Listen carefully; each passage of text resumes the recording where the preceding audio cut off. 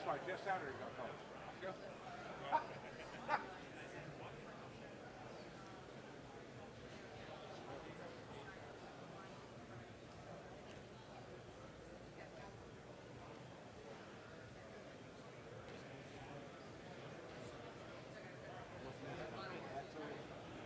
So what? That's the person that's working on that too. Mine for a minute. Yeah, yours. I don't got one too much information. And then I got two. But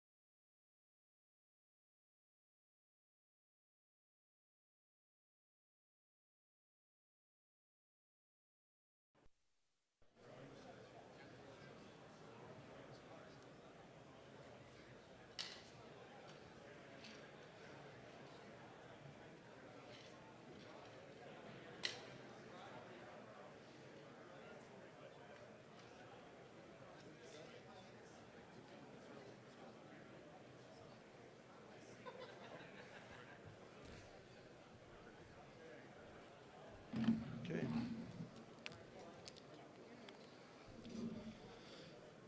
Okay, good to see you guys. Excited to be here in Indy. You know, this is an important time, as you know, with the player evaluation acquisition period. This is an important step to get to know these guys. So we're doing that in the interviews. We're doing that medically, with all these appointments they have with the doctors. So it is important. So the coaches are working very hard to spend some time with these players here. But excited about where we are, and happy to talk about some of the things that are going on, including being able to announce our staff a couple days ago, which is an exciting time for us, and it was a lot of work, but proud of the group that we're able to put together. So with that, I'll take any questions. Kevin, what are you going to do? How does the Hall of Fame game affect your plans? Well, I think we're very fortunate to be able to play in that game. I think it's an unbelievable honor to do so. It gives us an opportunity to celebrate Joe's career. So that part we're excited about, heading down there to Canton. I've done it before when I was with the Vikings. So what we'll do, Tony, is we'll end our offseason program a week early in June and then go back about a week early in July. So we'll start a little bit earlier and then get the team ready for the season. Kevin, you mentioned getting to know guys. Talk about just the last month getting to know Jim and what that's been like. Yeah, Jim's great. Jim's spend a ton of time with him, and his office is right next door, so we spend some early time together in the morning. Jim's sharp. Very pleased with what he's doing. I think he's back in the saddle again, in that chair where he's able to put his scheme together. I think he does an unbelievable job with coaches. So just listening to him coach the coaches, listening to him talk about his scheme and the things that we're going to do. So he's well on his way. He's doing a really nice job. Kevin, last time we spoke to you, you were asked if you were still going to call plays. You said you were. Now that you have your staff in place, are you definitively going to call plays? I will, yes. Why is that so important to you? I don't think it's important to me. I think it's important to do what's right for the team. So I feel like that's the right thing to do for the team. More important now that Watson for a full season? Not in that lens, Tony. I just feel like it's the right thing to do. Kevin, this is the first time you made significant changes to your staff. So how did it, feel doing that, having to do that, and then how do you get it? Yeah, as you know, Scott, we had continuity there for a bunch of years, and that can be good. And I think sometimes change can be good. I think for me and for us, this process of talking to a bunch of coaches, interviewing a lot of coaches, you learn a lot about the candidate. You also learn about different ways of doing things. So I think there's certainly a different perspective that I gain from some of the people that we're able to talk to, and obviously the people we're able to hire. I think it really pushes you to rethink certain things of what we're doing and make sure that we're trying to do the best thing for the team. Kevin, what went into the decision to move on from Mike, and then off of that, how excited were you to get Bubba? Yeah, as you know, you're always trying to make the decisions with information at hand. So we ultimately decided to make that move. I think the world of Mike Prefer, the person, the coach. He's a really, really good football coach, a really good friend. With Bubba Ventrone, we're excited what he brings. I played against Bubba back when he was at Villanova. I was at Penn. So we go way back. He's a good coach. Excited to have him. He's former player for the Browns. Obviously, I think that lends to credibility. It lends to what he knows what Northeast Ohio is about. So excited about Bubba. Kevin, I feel like, the mainstream media doesn't talk a lot about what Jacoby Brissett actually is. What was it like working alongside him, and also, what was your thoughts on Jacoby? Yeah, I'm a huge Jacoby fan. The person, first and foremost. We were with each other just for this past year, but really see the game similarly. We've talked at length about Jacoby, and when we first were talking about signing him, I made a lot of phone calls to people that knew him, and it was very consistent in just the type of person you were getting. So he played good football for us. We'll see what the future holds. I don't know what the future holds for Jacoby, but I'm a huge fan of his.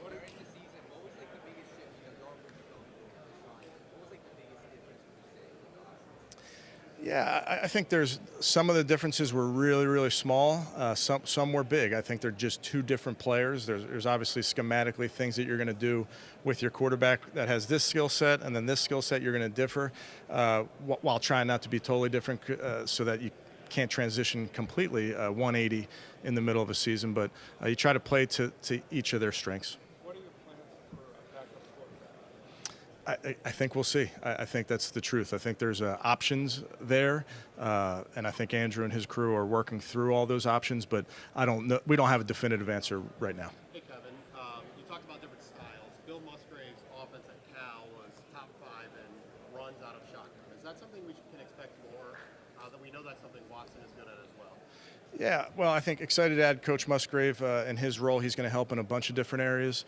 You mentioned that run game, and those are things that Bill did a lot of with Chip Kelly his year in Philadelphia. So that's just an example of things that you're always trying to get better at what you do, and obviously Bill's had success with that area. So there will be that's one area of the run game, but there's a ton that he can help our staff. What did you and Watson accomplish before you weren't allowed to contact each other anymore? Right after We can talk to each other, but just not about football. So we're still talking.